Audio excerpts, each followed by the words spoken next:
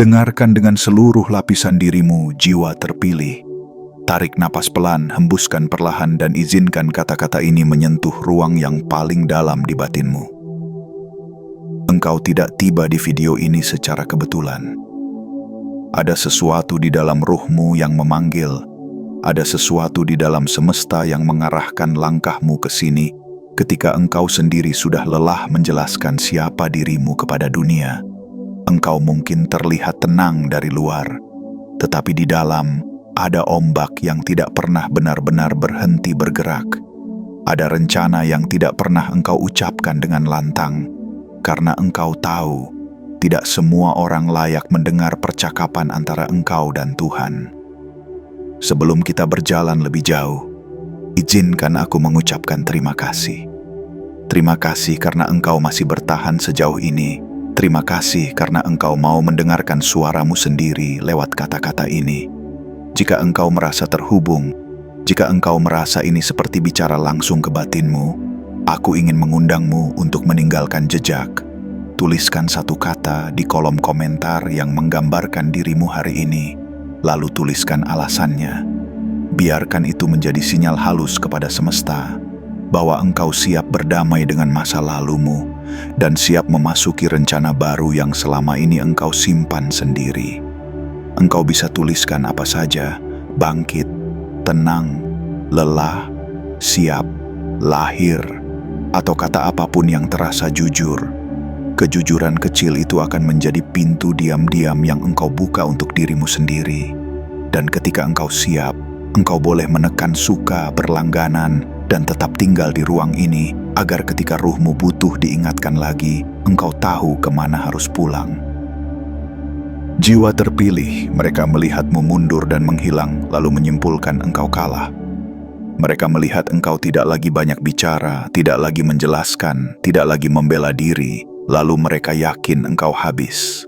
Di mata mereka, engkau hanyalah cerita lama yang sudah selesai. Padahal mereka tidak pernah benar-benar tahu apa yang terjadi di dalam batinmu ketika pintu kamar tertutup, ketika lampu sudah dipadamkan, ketika hanya engkau dan Tuhan yang tahu dialog apa yang sedang berlangsung.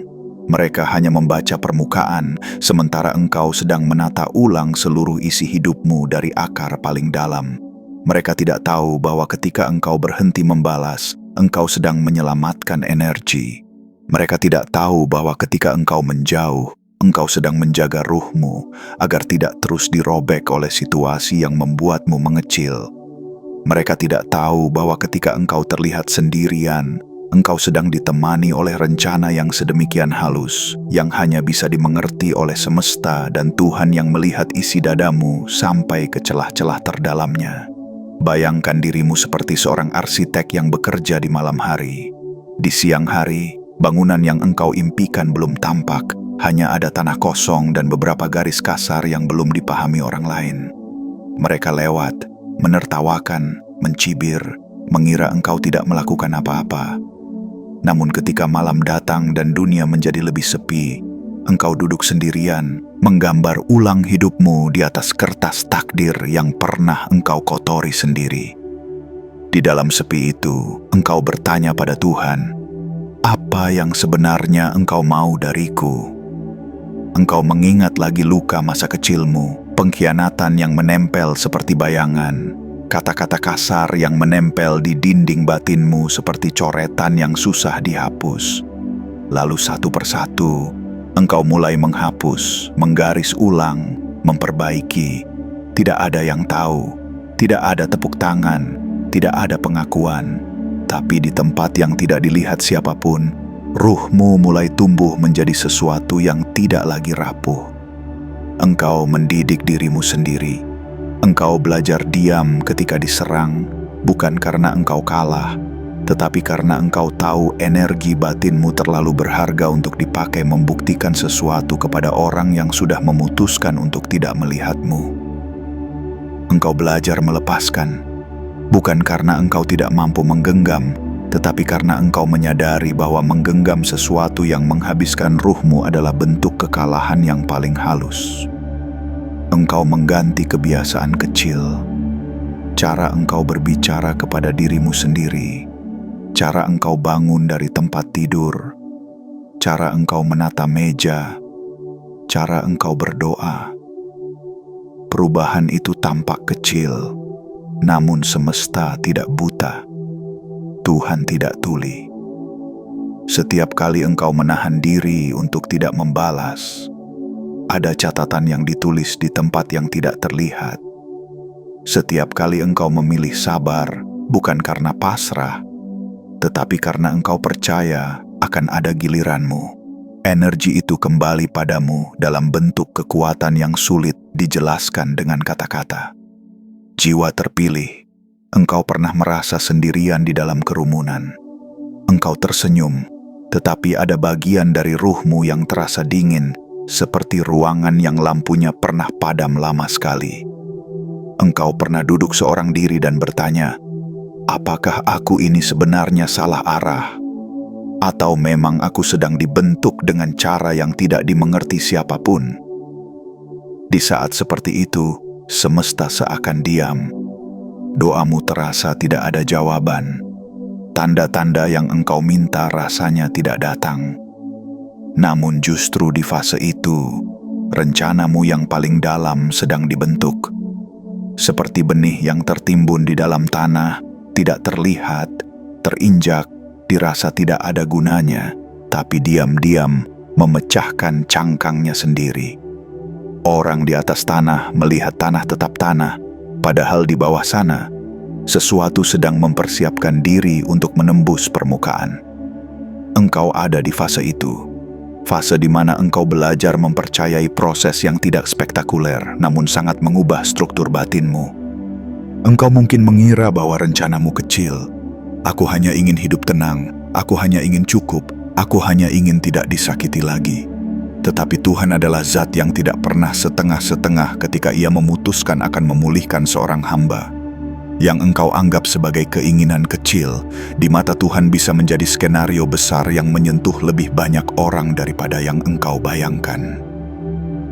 Engkau menyusun rencana untuk menyelamatkan dirimu, sementara Tuhan menyusun rencana agar dari keselamatanmu, orang lain juga belajar memaafkan dirinya. Engkau berpikir engkau hanya ingin keluar dari lingkaran yang merendahkanmu, sementara semesta mempersiapkan orang-orang baru yang akan melihatmu sebagai cermin kekuatan, bukan sebagai korban.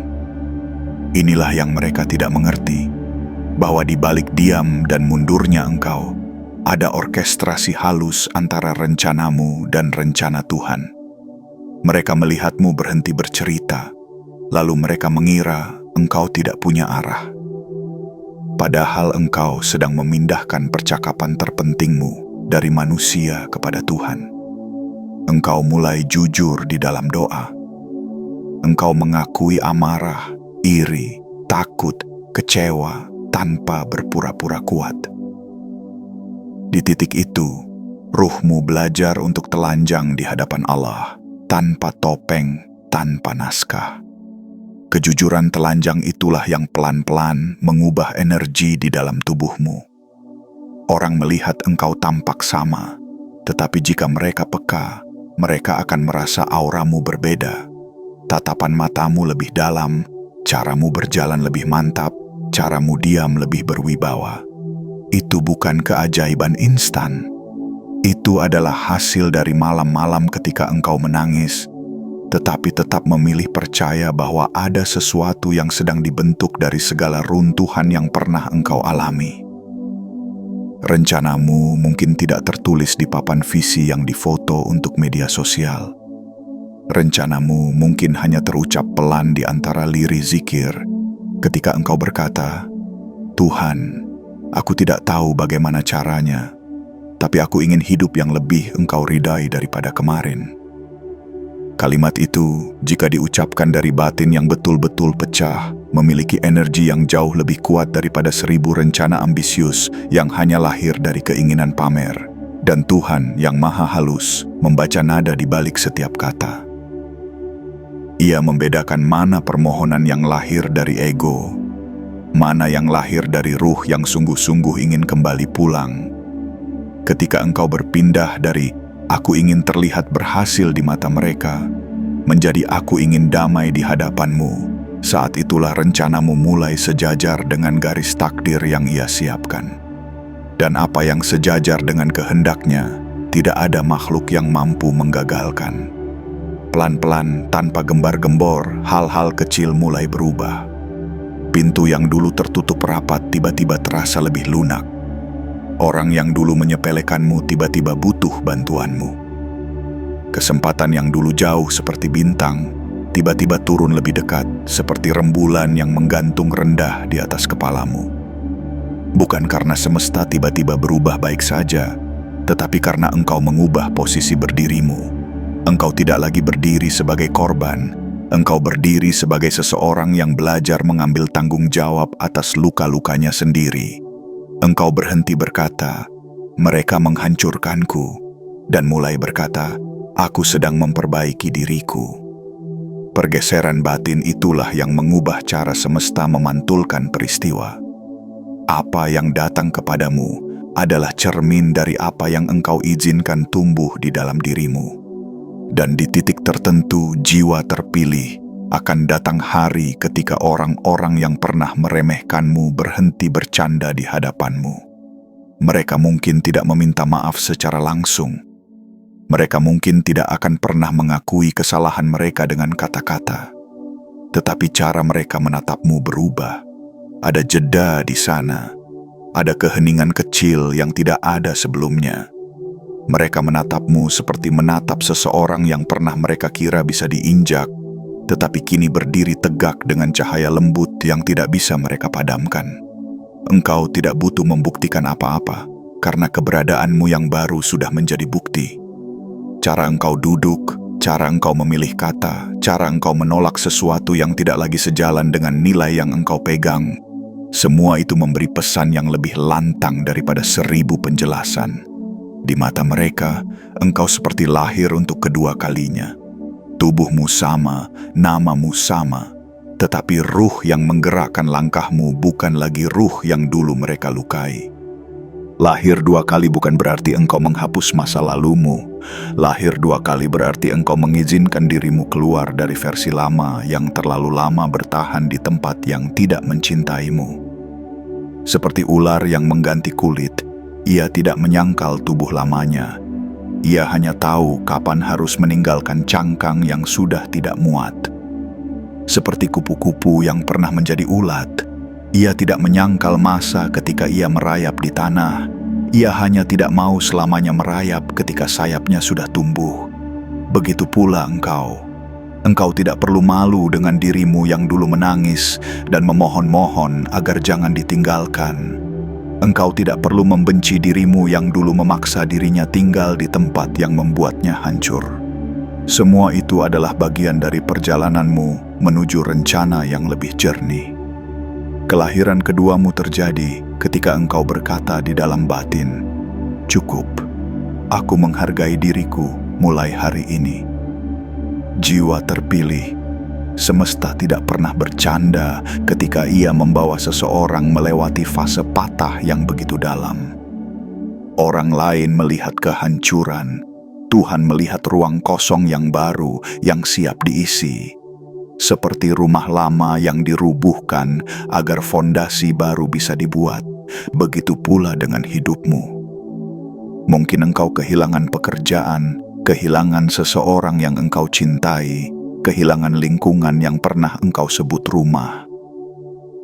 Di permukaan, itu tampak seperti kutukan. Tetapi jika engkau perhatikan dari sisi ruh, mungkin itu adalah cara halus Tuhan menarikmu keluar dari tempat yang sebenarnya terlalu sempit untuk rencana yang Ia miliki untukmu. Tanpa engkau sadari, dari puing-puing itu, engkau mulai membangun kembali. Bukan dengan paksaan, tetapi dengan kejelasan yang lahir dari luka. Dan perlahan, rencana yang dulu hanya engkau bisikkan di malam-malam lengah, mulai menunjukkan wujud. Engkau tidak menyadarinya sekaligus. Engkau hanya merasa hari-harimu tidak seburuk dulu. Satu demi satu beban berkurang. Satu demi satu, orang yang merendahkanmu menjauh dengan sendirinya. Satu demi satu, engkau dipertemukan dengan manusia yang tidak memaksa dirimu menjadi kecil, agar mereka merasa besar. Tanpa fanfare, tanpa pengumuman, kelahiran keduamu terjadi di sela-sela keputusan sederhana yang engkau buat setiap hari. Keputusan untuk tidak lagi memaksa, keputusan untuk menjaga batas, keputusan untuk memilih yang menumbuhkan, bukan sekadar yang menyenangkan sesaat. Itulah bentuk paling sunyi dari rencana yang sempurna. Ia tidak ribut, tetapi perlahan mengubah segalanya dari akar. Saat engkau duduk diam malam ini, atau kapanpun engkau mendengarkan suara ini, perhatikan tubuhmu, perhatikan batinmu, perhatikan ruhmu. Engkau bukan lagi dirimu yang dulu. Ada sesuatu dalam cara engkau menatap masa depan yang sudah berubah, meski engkau belum bisa menyebutkannya dengan kata-kata. Dan engkau tidak perlu terburu-buru untuk memahaminya. Cukup sadari bahwa perjalanan yang engkau anggap sebagai kemunduran sebenarnya adalah jalan memutar yang Tuhan pilihkan agar engkau tidak terjebak di jalan yang buntu. Engkau diajak melewati jalur sepi, jalur yang membuatmu merasa ditinggalkan, hanya agar suatu hari ketika engkau sampai di persimpangan, engkau berdiri di tempat yang jauh lebih tepat dari yang engkau rencanakan sendiri. Di sana, di titik yang mungkin belum engkau capai hari ini, engkau akan melihat ke belakang dan berkata di dalam hati, ternyata rencana itu tidak pernah salah. Dan kelahiran keduaku dimulai ketika aku berhenti memaksa, lalu mulai percaya. Dan di kedalaman yang paling sunyi itu, jiwa terpilih, sesuatu di dalam dirimu perlahan mulai mengangguk, seolah mengerti bahwa apa yang engkau jalani selama ini bukan sekadar rangkaian kebetulan pahit, melainkan undangan halus dari Tuhan agar engkau berani menjadi dirimu yang baru, yang selama ini engkau sembunyikan di balik semua topeng yang sudah saatnya engkau lepaskan. Dan ketika kesadaran itu mulai mengangguk pelan di dalam dirimu, jiwa terpilih, sesuatu di dalam batinmu berubah cara berdetaknya. Dahulu engkau menatap hidup seperti beban yang harus dipikul. Sekarang perlahan engkau mulai menatapnya seperti jalan panjang yang boleh engkau pilih dengan lebih sadar. Dahulu engkau berulang kali bertanya, mengapa semua ini terjadi padaku? Sekarang pertanyaan itu bergeser menjadi, apa yang sedang Tuhan ajarkan lewat semua ini? Perubahan kecil dalam pertanyaan itu tampak sepele, namun di sana alur takdirmu mulai berbelok. Energi yang dahulu habis untuk mengutuk dan mengulang-ulang luka, kini mulai diarahkan untuk mengerti dan menerima. Dan semesta, yang sejak awal mengamati tanpa tertidur sedetik pun, mulai menjawab perubahan lembut di dalam ruhmu itu dengan peristiwa-peristiwa yang selaras. Engkau mungkin tidak langsung menyadarinya. Yang engkau rasa hanya ini, engkau tidak lagi serapuh dulu ketika mendengar nama seseorang yang pernah melukaimu. Engkau tidak lagi sekacau dulu ketika rencanamu gagal sekali atau dua kali. Kegagalan yang dulu terasa seperti kiamat kecil, kini hanya engkau pandang sebagai informasi baru dari Tuhan tentang jalan mana yang memang bukan milikmu. Ada kejernihan yang pelan-pelan tumbuh, seperti air jernih yang kembali mengisi sumur setelah lama keruh. Di kejernihan itu, engkau mulai berani mengakui pada dirimu sendiri bahwa selama ini engkau terlalu sering memaksa pintu yang jelas-jelas bukan untukmu hanya karena engkau ingin terlihat berhasil di mata mereka. Sedikit demi sedikit, engkau menarik kembali proyektor dari luar dan mengarahkannya ke dalam. Engkau berhenti sibuk memikirkan bagaimana cara membuat mereka mengerti, dan mulai memikirkan bagaimana cara membuat ruhmu sendiri mengerti. Engkau bertanya pada batinmu, apa yang sungguh-sungguh aku inginkan jika tidak ada yang menonton? Jika tidak ada yang mengomentari? Jika tidak ada yang menertawakan atau memuji? Pertanyaan semacam itu memaksa semua topeng turun satu persatu. Tiba-tiba engkau sadar, sebagian dari rencana hidupmu dulu bukan benar-benar rencanamu, tetapi harapan orang lain yang engkau jadikan beban di bahumu. Di titik itulah, engkau mulai merapikan rencana. Rencanamu tidak lagi tentang bagaimana mengejutkan mereka, tetapi tentang bagaimana menghormati dirimu. Namun justru ketika engkau berhenti hidup demi pandangan mereka, di masa depan merekalah yang akan terperangah. Itulah ironi lembut yang sering dipilih Tuhan. Ketika engkau mengejar pengakuan, engkau dibiarkan lelah dan kosong. Tetapi ketika engkau mengejar kedamaian batin, engkau diberikan wibawa yang tidak bisa dibantah. Seperti cahaya yang tidak berteriak untuk diakui, tetapi keberadaannya membuat semua orang tahu ia ada. Engkau sedang diarahkan ke sana, menjadi cahaya yang tidak sibuk meyakinkan siapapun, namun sulit diabaikan. Jiwa terpilih, engkau mungkin bertanya dalam diam, bagaimana mungkin rencanaku dianggap sempurna, padahal aku sering ragu, sering jatuh, sering salah jalan. Disitulah rahasia halusnya. Tuhan tidak menuntutmu menjadi sempurna. Ia mengarahkanmu menuju rencana yang sempurna bagi pertumbuhan ruhmu. Ketidaksempurnaanmu bukan penghalang, justru bahan baku. Kebodohan-kebodohan masa lalu, pilihan yang memalukan, hubungan yang engkau sesali, semua itu bukan duri untuk selamanya, tetapi bekas luka yang kelak menjadi penanda bahwa engkau pernah mati rasa dan kemudian hidup kembali. Rencanamu menjadi sempurna bukan karena engkau selalu benar, tetapi karena engkau bersedia memperbaiki arah setiap kali salah dan bersedia mengakui di hadapan Tuhan bahwa engkau butuh bimbingannya. Bayangkan dirimu berdiri di depan cermin besar yang memantulkan bukan hanya wajahmu, tapi seluruh perjalanan hidupmu.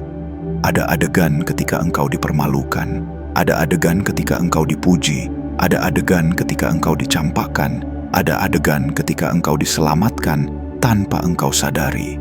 Dahulu engkau menonton potongan-potongan itu dengan getir, marah, dan malu.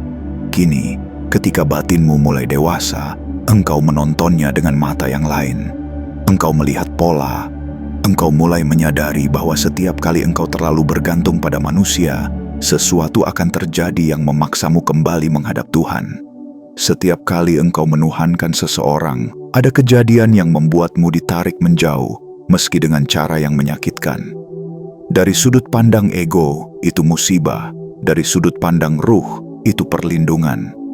Seiring pemahaman itu mengendap, engkau mulai berani menyusun rencana yang lebih jujur. Engkau berhenti menulis target untuk mengalahkan orang ini dan menandingi orang itu. Engkau menulis target untuk menjadi lebih utuh dari dirimu yang kemarin. Engkau menargetkan perubahan kecil yang konsisten. Bangun sedikit lebih awal untuk membersihkan batin lewat doa, mengurangi satu lingkaran yang penuh energi buruk, menambah satu kebiasaan yang menyehatkan ruh. Engkau menggeser fokus dari apa yang mesti engkau miliki ke siapa engkau harus menjadi. Ketika fokusmu bergeser ke menjadi, semesta menyusun ulang caranya memperlakukanmu. Engkau mulai melihat tanda-tanda. Orang-orang yang selama ini hanya menguras energi, satu persatu menjauh atau menunjukkan wajah aslinya. Hubungan yang selama ini engkau tahan mati-matian, tiba-tiba runtuh karena sebuah kejadian yang tidak engkau duga. Pekerjaan yang tidak sejalan dengan nuranimu, tiba-tiba terasa semakin sesak hingga engkau terpaksa memilih antara bertahan dengan kebohongan atau melangkah menuju kejujuran. Semua itu tampak seperti kekacauan, tetapi sesungguhnya itulah cara halus semesta merapikan jalan. Engkau tidak bisa menjadi dirimu yang baru jika ruangan hidupmu masih penuh dengan furnitur lama yang rusak dan menghalangi cahaya masuk. Di fase itu, jiwa terpilih, engkau mungkin merasa seolah-olah Tuhan sedang melawanmu, padahal Ia sedang memihak pertumbuhanmu. Ada saat-saat ketika engkau memohon agar seseorang bertahan, tetapi yang turun adalah perpisahan. Ada saat-saat ketika engkau meminta agar sebuah pintu tetap terbuka, tetapi yang datang justru guncangan hingga pintu itu tertutup selamanya. Dari sudut pandang hati yang belum dewasa, itu terasa kejam. Dari sudut pandang ruh yang tahu ia sedang dibersihkan, itu adalah bentuk kasih sayang yang tidak populer. Tuhan tidak sekadar mengabulkan doamu yang lahir dari ketakutan, Ia mengabulkan kebutuhan ruhmu yang lahir dari takdir.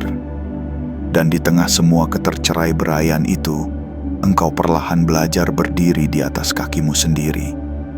Engkau mulai terbiasa tidak lagi menjadikan validasi sebagai makanan utama. Satu pujian tidak lagi membuatmu melambung terlalu tinggi. Satu hinaan tidak lagi menjatuhkanmu sedalam dulu. Bukan karena engkau tidak punya rasa, tetapi karena engkau telah menemukan tempat bersandar yang lebih kokoh, Tuhan dan dirimu sendiri yang mau diajak bekerja sama.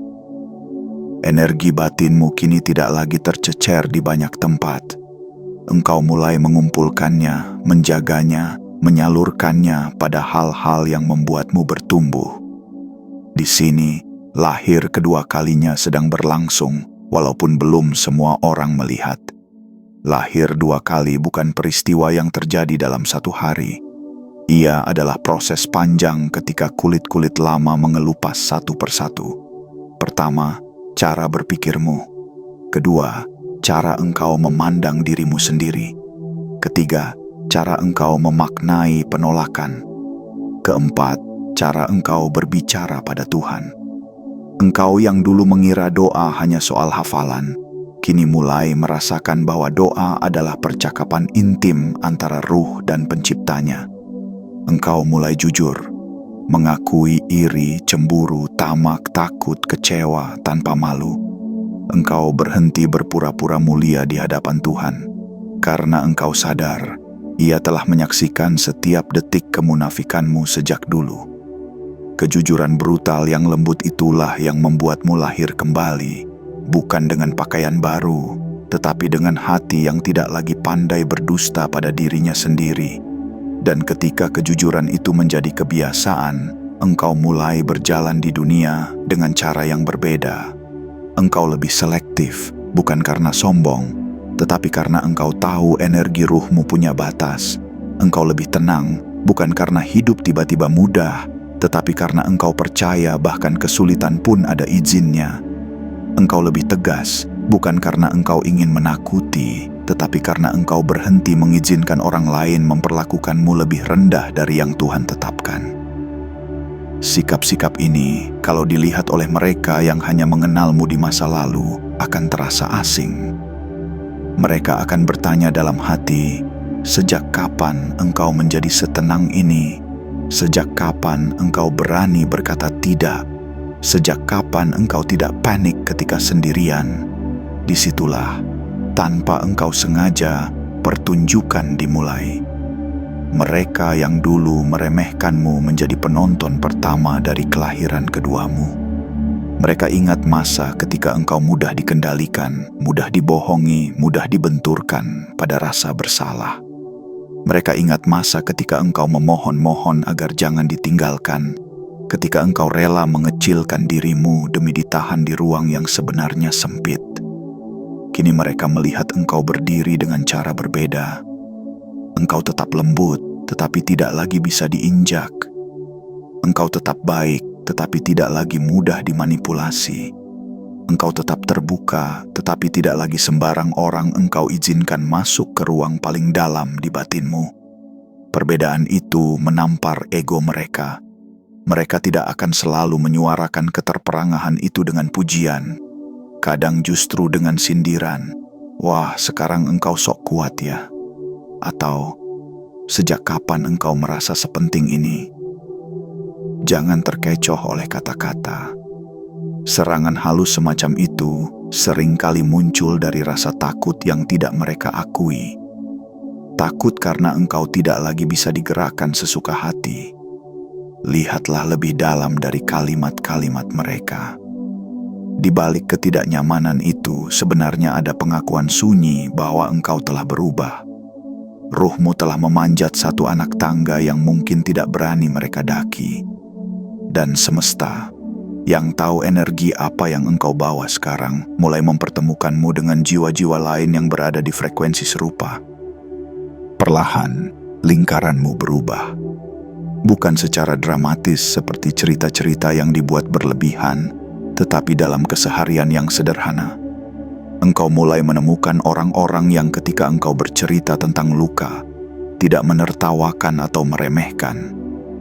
Orang-orang yang ketika engkau berbicara tentang Tuhan dan semesta, tidak menganggapmu berlebihan, tetapi justru ikut menajamkan pemahamanmu.